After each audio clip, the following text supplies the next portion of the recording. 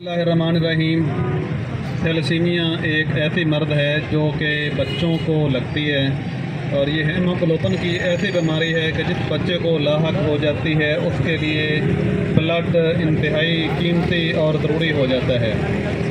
तो सोसाइटी इस सिलसिले में क्या कर सकती है, तो मैं ये रिक्वेस्ट करूँगा कि हर 3 माह के बाद अपना ब्लड ज़रूर डोनेट किया करें, क्योंकि ये बच्चे उसी ब्लड के मुंतज़र होते हैं।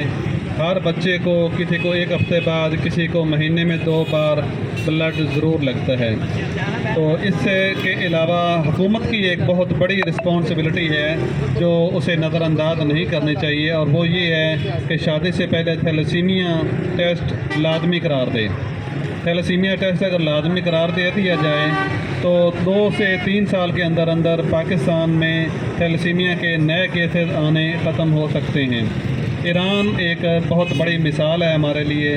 ईरान ने इसी तरह ही थैलेसीमिया पे काबू पाया है कि उसने शादी से पहले थैलेसीमिया टेस्ट को लाजमी करार दिया और फिर उस पर सख्ती से अमल दरामद भी करवाया, और उसका नतीजा ये है कि ईरान में इस वक्त कोई भी थैलेसीमिया का बच्चा नहीं है, कोई भी मरीज़ ऐसा नहीं है जिसको थैलेसीमिया हो।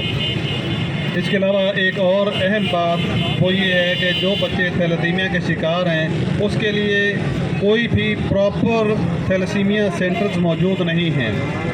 दीपालपुर पाकिस्तान की सबसे बड़ी तहसील है, लेकिन बदकिस्मती से यहाँ पे कोई थैलेसीमिया सेंटर नहीं बनाया गया, जो कि एक बहुत बड़ा अलमिया है। हुकूमत को चाहिए कि यहाँ पे थैलेसीमिया सेंटर कायम करें, क्योंकि यहाँ पे तादाद बहुत ज़्यादा बढ़ चुकी है।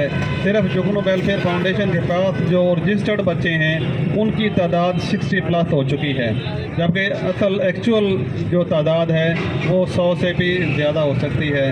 तो मेरी रिक्वेस्ट है और मुतालबा है गवर्नमेंट से कि एक तो थैलेसीमिया सेंटर दीपालपुर में फौरी तौर पे कायम करने के अहकाम जारी करें, और दूसरे नंबर पे शादी से पहले थैलेसीमिया का टेस्ट लाजमी करार दे और इस पर अमल दरामद भी करवाएं। यही एक सूरत है कि जिससे थैलेसीमिया पर काबू पाया जा सकता है। बहुत शुक्रिया।